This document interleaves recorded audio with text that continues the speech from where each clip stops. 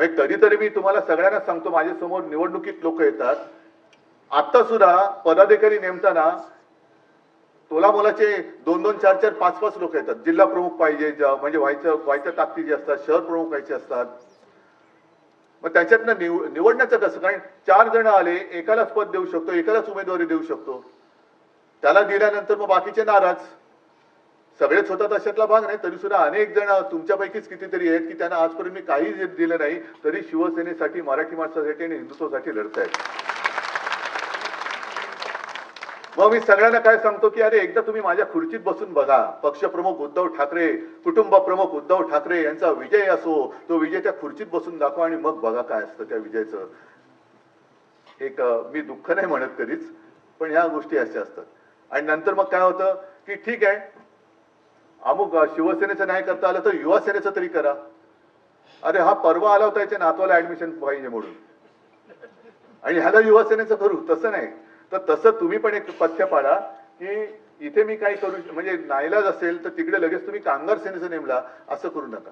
एक जण तर माझ्याकडे असं आला होता की मला साहेब अमुक पद देता येत नसेल तर निदान सामनात तरी घ्या. अरे म्हटलं हे काय सामना, मुखपत्र जरूर आहे, पण शिवसेनेत नाही म्हणून ही काय ऍडजस्टमेंट सेना नाहीये कुठे. एक नवीन सेना काढूया आपण, ऍडजस्टमेंट सेना. असं नाही करतायत. तर तिकडे सगळ्यांचाच मान राखून हे काम करणारी लोक तिकडे नेमा. कारण आताचा सुद्धा काळ आहे, कामगार कायदे, विरोध तर करायलाच लागेल. पण विरोध करताना ज्या वेळेला आपण निवडणुकीला सामोरे जात असतो तेव्हाच जर का आपले डोळे उघडून आपण मतदान केलं ना, तर हे कायदे आणणारेच आपण तिथल्या तिथेच त्यांना चिरडून टाकलं असतं. पण तेव्हा आपण आपले विस्कळीत असतो. काहीतरी एक गारुड आपल्या डोक्यावरती टाकलं जातं, बुद्धीवरती. जसं आता मध्ये वक्फ बोर्डाचं टाकलं. आपण का विरोध केला?